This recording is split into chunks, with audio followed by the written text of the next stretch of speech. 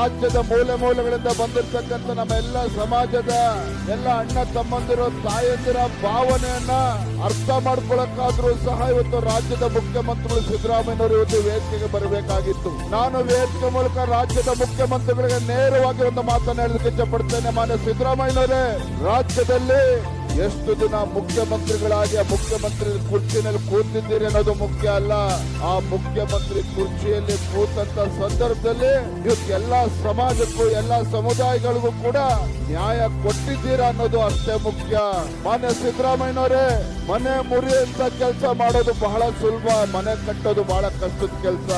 ಅಧಿಕಾರದ ಚುಕ್ಕಾಣಿ ಹಿಡಿದ ನಂತರದಲ್ಲಿ ಸಂಪೂರ್ಣವಾಗಿ ಸಮಾಜಕ್ಕೆ ನ್ಯಾಯವನ್ನ ಕೊಡ್ತಕ್ಕಂಥದ್ರಲ್ಲಿ ಸಂಪೂರ್ಣವಾಗಿ ಇವತ್ತು ನಿರ್ಲಕ್ಷ್ಯವನ್ನು ತೋರಿದ್ದಾರೆ ರಾಜ್ಯದ ಮುಖ್ಯಮಂತ್ರಿಗಳು.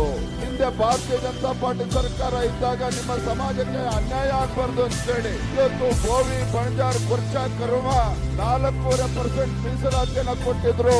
1% ಪ್ರತ್ಯೇಕವಾಗಿ ಅಲೆಮಾರಿ ಸಮುದಾಯಕ್ಕೆ ನ್ಯಾಯ ಕೊಡಬೇಕು ಅಂತೇಳಿ ಪ್ರತ್ಯೇಕವಾಗಿ 1% ಮೀಸಲಾತಿಯನ್ನ ಇಟ್ಟಿದ್ರು.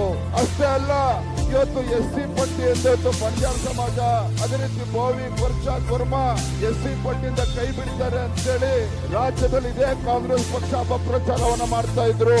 ಆದ್ರೆ ಅವತ್ತು ಕೇಂದ್ರದಲ್ಲಿ ಸುಪ್ರೀಂ ಕೋರ್ಟ್ ನಲ್ಲಿ ಅಫಿಡವಿಟ್ ಅನ್ನ ಸಲ್ಲಿಸಿ ಯಾವುದೇ ಕಾರಣಕ್ಕೂ SC ಪಟ್ಟಿಯಿಂದ ಕೈ ಬಿಡೋದಿಲ್ಲ ಅಂತೇಳಿ ಸುಪ್ರೀಂ ಕೋರ್ಟ್ ಅಲ್ಲಿ ಅಫಿಡವಿಟ್ ಅನ್ನ ಸಲ್ಲಿಸತಕ್ಕಂತ ಕೆಲಸ ಹಿಂದಿನ ಭಾರತೀಯ ಜನತಾ ಪಾರ್ಟಿ ಸರ್ಕಾರ ಬಸವರಾಜ ಬೊಮ್ಮಾಯಿ ಇದ್ದಾಗ ಮಾಡಿದ್ರು.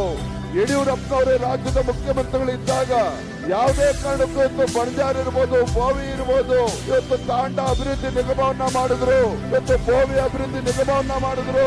ಯಾವುದೇ ಅಲೆಮಾರಿ ಸಮುದಾಯಗಳಿಗೂ ಕೊರ್ಚಾ, ಕುರ್ಮ ಯಾರು ಕೂಡ ಅನ್ಯಾಯ ಆಗದ ರೀತಿಯಲ್ಲಿ ಹಿಂದೆ ಯಡಿಯೂರಪ್ಪನವರು ಕೂಡ ರಾಜ್ಯದ ಮುಖ್ಯಮಂತ್ರಿಗಳಾಗಿದ್ದಾಗ ನಿಮ್ಮ ಸಮಾಜಕ್ಕೆ, ಸಮುದಾಯಗಳಿಗೆ ನ್ಯಾಯ ಕೊಡ್ತಕ್ಕಂತ ಕೆಲಸವನ್ನ ಮಾಡಿದ್ರು.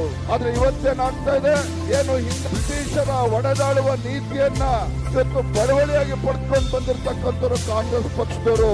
ಇವತ್ತು ಬೋವಿ, ಬಣಜಾರ್, ಕೊರ್ಚಾ, ಕುರ್ಮ ಅಲೆಮಾರಿ ಸಮುದಾಯಗಳಿಗೆ ಅನ್ಯಾಯ ಮಾಡ್ತಕ್ಕಂಥ, ಸಮಾಜದಲ್ಲಿ ವಿಷಬೀಜವನ್ನ ಬಿತ್ತುವಂತ ಕೆಲಸ ಇವತ್ತು ರಾಜ್ಯದ ಮುಖ್ಯಮಂತ್ರಿಗಳು ಸಿದ್ದರಾಮಯ್ಯನವರು ಮಾಡಿದ್ದಾರಲ್ಲ. ಮಾನ್ಯ ಸಿದ್ದರಾಮಯ್ಯನವರೇ, ಆ ಭಗವಂತನು ಕೂಡ ನಿಮಗೆ ಕ್ಷಮಿಸೋದಕ್ಕೆ ಸಾಧ್ಯ ಇಲ್ಲ, ಭಗವಂತನು ಕೂಡ ಕ್ಷಮಿಸೋದಕ್ಕೆ ಸಾಧ್ಯ ಇಲ್ಲ. ನಾನು ರಾಜ್ಯದ ಮುಖ್ಯಮಂತ್ರಿಗಳ ವೇದಿಕೆ ಮೂಲಕ ಎಚ್ಚರಿಕೆಯನ್ನು ಕೊಡೋದಕ್ಕೆ ಇಚ್ಛೆ ಪಡ್ತೇನೆ.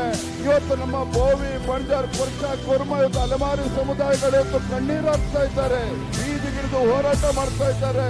ನಮ್ಮ ಬೇಡಿಕೆ ಇವತ್ತು ರಾಜ್ಯದಲ್ಲಿ ಇರ್ತಕ್ಕಂಥ ಯಾವುದೇ SC ಸಮುದಾಯಕ್ಕೂ ಯಾರಿಗೂ ಕೂಡ ಅನ್ಯಾಯ ಆಗಬಾರ್ದು, ಎಲ್ಲರಿಗೂ ಕೂಡ ನ್ಯಾಯ ಕೊಡಬೇಕು ಅಂತ ಹೇಳಿದ್ರೆ ಇವತ್ತು ನಮ್ಮ ಬೋವಿ, ಬಣಜಾರ್, ಕೊರ್ಚಾ, ಕುರ್ಮ ಅಲೆಮಾರಿ ಸಮುದಾಯಕ್ಕೆ ಅನ್ಯಾಯ ಮಾಡೋದಕ್ಕೆ ಹೊರಟಿದ್ದೀರಲ್ಲ, ಭಗವಂತ ನಿಮ್ಗೆ ಯಾವುದೇ ಕಾರಣಕ್ಕೂ ಕ್ಷಮಿಸೋದಕ್ಕೆ ಸಾಧ್ಯ ಇಲ್ಲ. ಸಿದ್ದರಾಮಯ್ಯನವರೇ, ಆ ಮುಖ್ಯಮಂತ್ರಿ ಕುರ್ಚಿಯಲ್ಲಿ ಕೂತಿರ್ತಕ್ಕಂಥ ನೀವು ಈ ರಾಜ್ಯದ ಮುಖ್ಯಮಂತ್ರಿ ಅನ್ನೋದನ್ನು ಕೂಡ ಮರೆತು ಇವತ್ತೇನು ನಮ್ಮ ಸಮುದಾಯಗಳಿಗೆ ಅನ್ಯಾಯ ಮಾಡೋದಕ್ಕೆ ಹೊರಟಿದ್ದೀರಿ.